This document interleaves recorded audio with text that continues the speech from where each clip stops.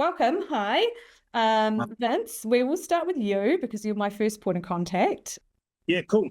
Good day, everyone. So my name is Vince Harder. A little bit about myself. I'm born and raised in West Auckland. I always love music. Music is something that I grew up around. My mother, when I was growing up, she used to play piano a lot. So I grew up learning music from her. And then from that, I kind of got onto it through high school. Had an awesome music teacher who basically fostered a lot of, of that music passion within me, and decided to take that passion, turn it into a real skill, went to performing arts school. And then from then on, I ended up touring and got into a few shows. And the first show that I ever did was The Lion King.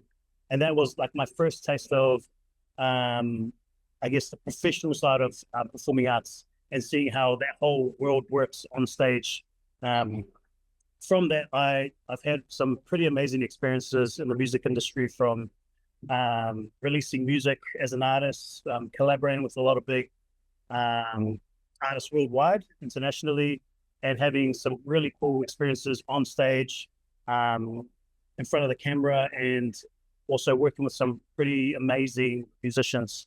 And I guess for me, are we talking about meeting up with the board, like how we met as well? Is that, you want us to go into that too? Okay, cool. Because I think the three of you is probably the core essence of what your business is and why you've got it in the first place, right? So it's a pretty important part of the story. Yeah, absolutely. So I guess segueing into how we met is, I'm just trying to think about it.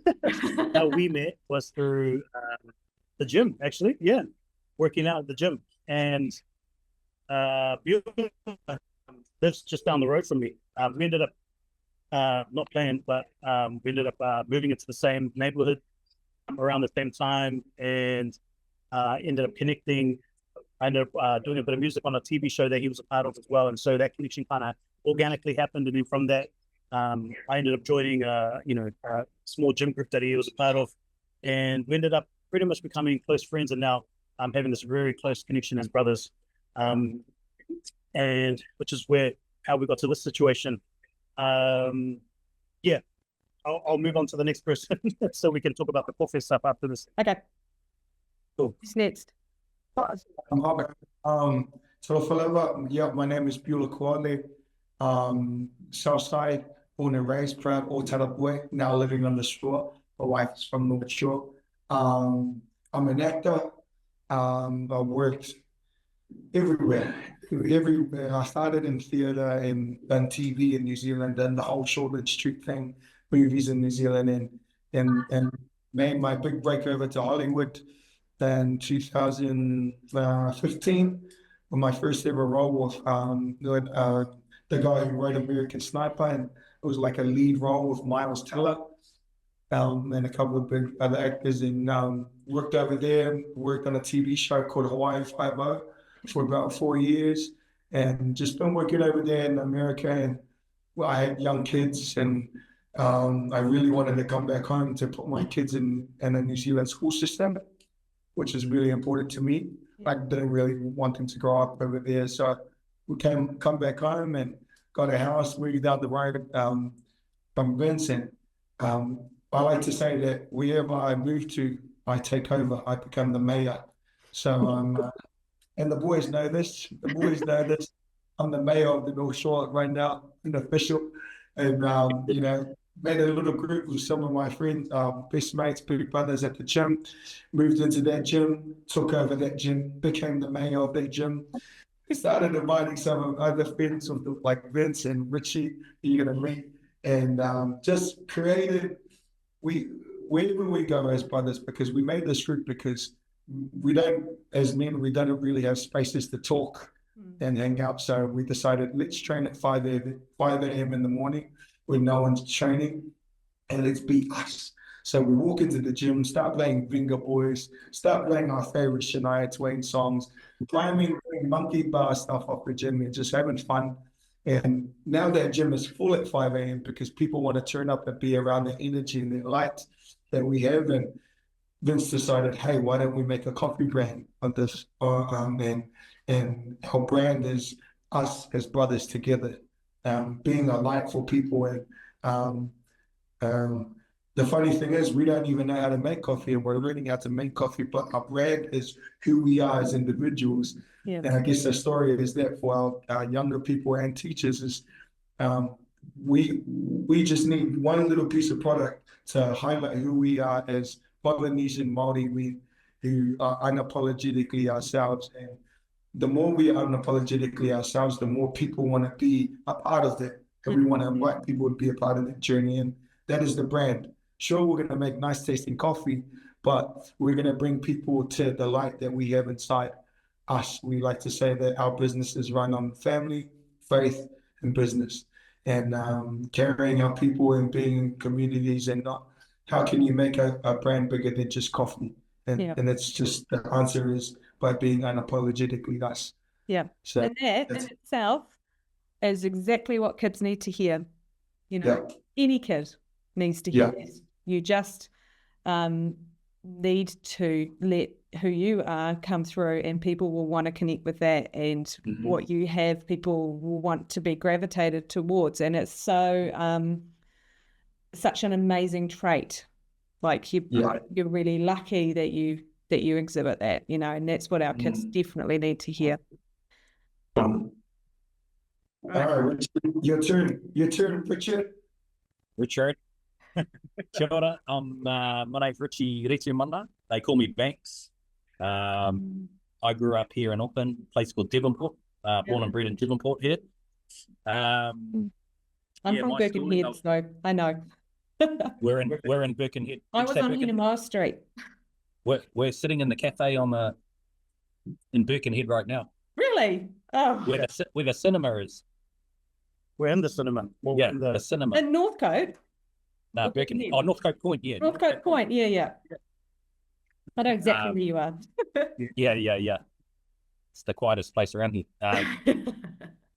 Yeah, so I grew up in Devonport, born and bred down there. Grew up just wanting to be an All Black, but it never eventuated. But I moved over to Australia in my teens to play rugby league.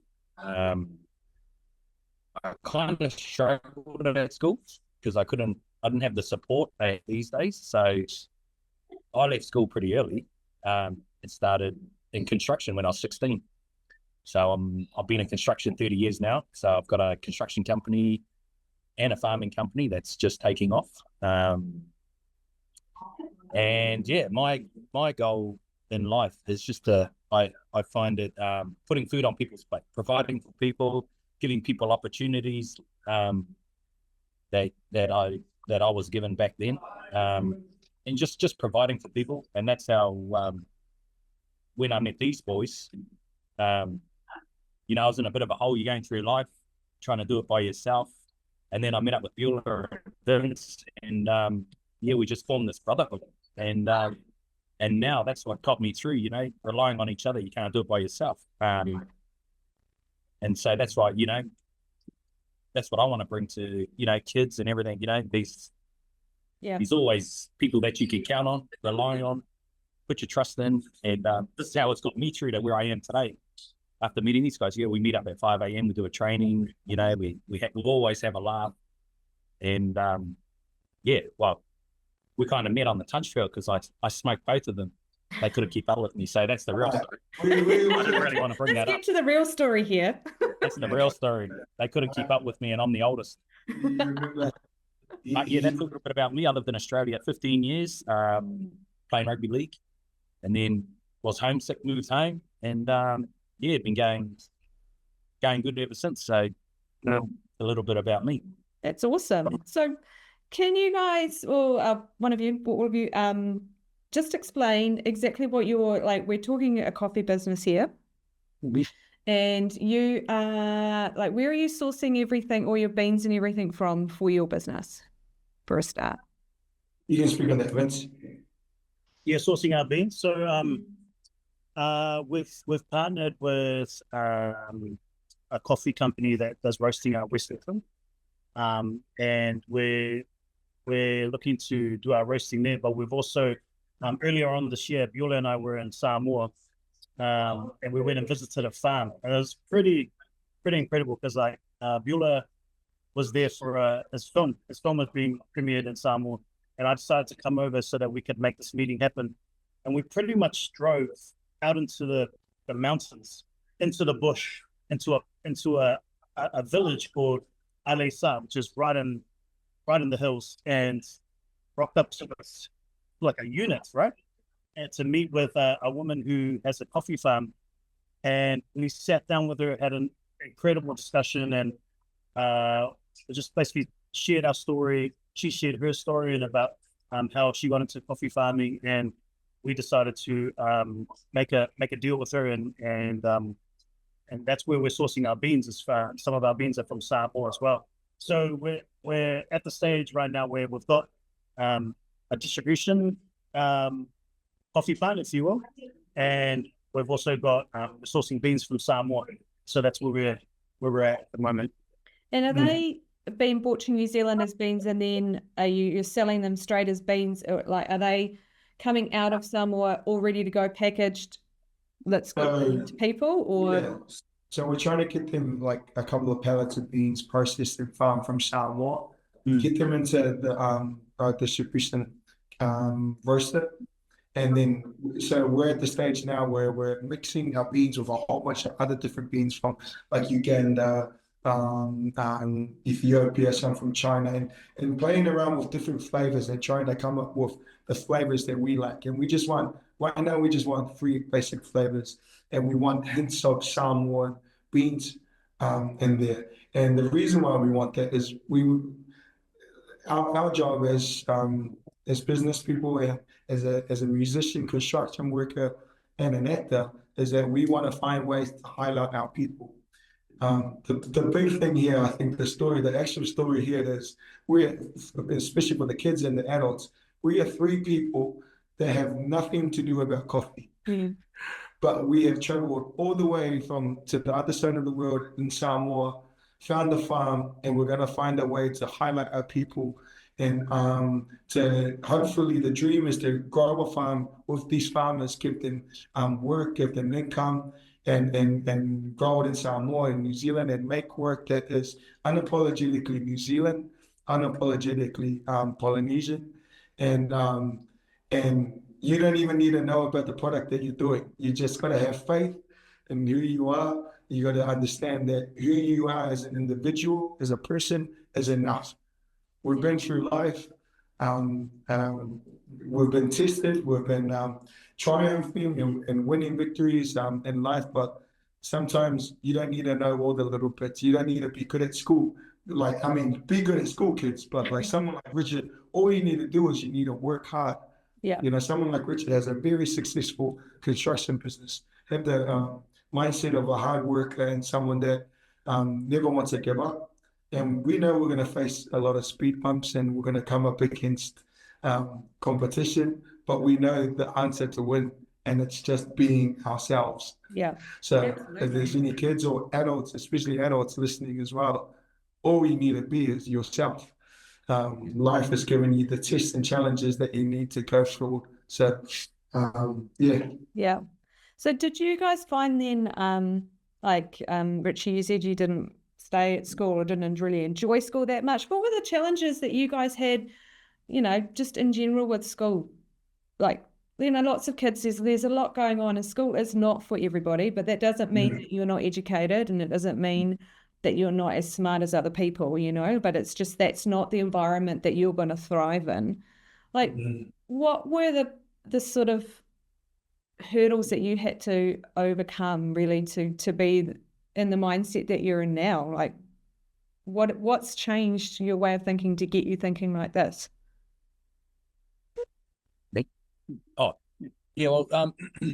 At school, I don't think, the school I went to didn't have the support system that many kids get these days. Like, I couldn't understand some of the stuff, and then I used to get frustrated with myself, and then that frustration got me angry, and then got me kicked out of class. but it's because I couldn't understand what they were telling me. Yeah. But my dad and my mum always says, I've got everything I need. I need to be taught properly, and understand. People understand me. I've had teachers, say to me, "Oh, you'll never amount to anything," and this and that, and that just drove me. Plus, what my mum and dad taught me to, never give up. And I have got the qualities. I have got the skills and the talents that I need to be successful in this world. And then I was from 16. Yeah, I just started teaching myself the skills I needed, watching people taught. And I've learned a lot out in the world. You learn a lot when my dad said, if you don't go to school, you go to work. If you don't work, you don't eat. Yeah. So yeah. I had to work hard. And school's a real bubble, eh? Like being in school at the time is absolutely everything. And then you leave and you realize how much it's not. How much there's other things. No. Yeah. I was ashamed because I didn't know what the other kids knew. And I didn't want to put my hand up. Yeah. And I see a lot of kids, not only Māori and Pacific Islands, but Pākehās too, everybody.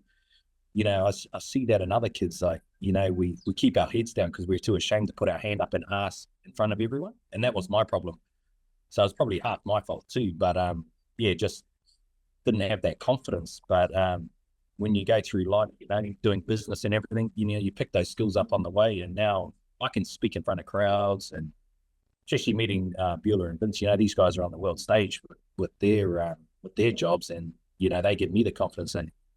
So yeah, it's who you surround yourself with too. Definitely. What about you guys? Any? I mean, like, I enjoyed school, but I enjoyed competing, and like Richie said, like, I didn't get everything, and I went to a Southside, Lote South school. There's a lot of people say a lot of things when you come from Auckland and you go to a school like Tinā College, but I know this group here, we're a group of individuals who have a big chip on our shoulders. We like to prove ourselves right, and we like to prove a lot of people wrong. So when we don't get things, or people don't help us, or say that we can't do things, we will find a way. And I guess the message out there to kids especially is there's many ways. There's many ways to figure out life. If you're not good in school, you might be good in sports. You might be good at, like what I do, acting, teaching. It's just, I remember Eric Rush, who's famous rugby sevens player. He said, "There's no such thing as a smart kid. There's only a hard worker and a lazy kid." So it's that thing that Richie was saying there. It's just, you just got to work hard. Sometimes you just got to put those boots on, and you just got to go for a run. Yeah. It's like, that concept where you're sort of like, I've met lots of people when people say to me, "Oh, you're so lucky you've got this or that." And I'm like, it's not luck, like I'm working hard to do these things. Like, and for you guys too, it's not luck that you fell into playing rugby or league or being an actor. Like, I bet you guys have worked pretty hard to get where you are, and that's you getting what you deserve for what you've put in, right? Yeah. Things don't just fall on people's laps. No. Vince, what about you? What was your schooling like? Is there any hurdles that you had? I had a pretty interesting upbringing of schooling. Well, my parents, they broke up at a very young age, so I ended up in 4 high schools. The last high school I went to was out west, and I guess when I got to that point in high school, it was almost like I just didn't really want to bother with high school or just classes or anything like that. And so I kind of tried to find other ways to just not think about class even when I was in class. And it was my music teacher who kind of noticed that I was, falling off the rails. And she actually took me aside and said, "Look, if you're not concentrating in these classes, then you're welcome to come to music." And she basically just said, "You can have this room, and I want you to just like focus on these things, like these instruments, or focus on this." And back then, like music programs on computers were brand new. And so I kind of found a keen interest in learning about how to record music and all that in high school. And so that was how I became focused with music, because she just saw that I wasn't concentrating in class and pretty much running amok, and decided to, you know, try and find that thing that I actually loved doing and put me in front of that. And I guess that's how I survived high school. If you and yeah, it's for me that's been the thing that's kind of pulled me into that, you know, into music. It's like the power of being seen by someone. Like, she saw you. Oh, Yeah, I mean, that's what it is. Like, and as a teacher, I've got countless kids I could think of that, you know, they're exhibiting student behavior and they're doing student things, and it could be because stuff at home isn't great. But the minute they actually get seen by the teacher, all it takes is one teacher or one adult, one influential person, right? That's like, I actually see you. I can see what you're doing. I can see where you need to go. And just having that little bit of support is key. So, you know, it sounds to me like your coffee business is awesome, and you're going to provide these amazing opportunities, but it's like you said, it's not actually about the coffee, is it? no. Like, this whole conversation has not even been about coffee almost. There is nothing to do with coffee. Yeah. You know, because it's like, sure, we're going to make a middle of the road, good tasting coffee that is for the people. We're going to call it the people's coffee, you know. But what we want to create is an environment people feel safe. Yeah. When you drink our coffee, you know that it's represented by 3 fathers, 3 husbands who love their family dearly, who come from not so great backgrounds, but who never gave up, who didn't have the answers for everything, and still don't have the answers for everything. But we know we have a light. When we come together as a group, we're funny, we mock the hell out of each other, we have fun together, we never take anything too seriously, but we know how to put the shoes on and go for that run we were talking about earlier. It's like, we can't wait to venture into other things, but we're going to get the coffee thing right first. Yeah. Well, the coffee is what's going to bring everyone to the table, and that, and it's, you know, and you're all equal in that space, right? So you're providing a vehicle through coffee to talk and you know, and hang out and have conversations and be there for each other if that's what's needed, or maybe it's just to each other. But like, I really like that, this sort of the powerful tool of a food to bring people together. Coffee. That's awesome. Yeah. Cool. Well, I'm actually going to stop there. Thanks for your time. Oh, thank you.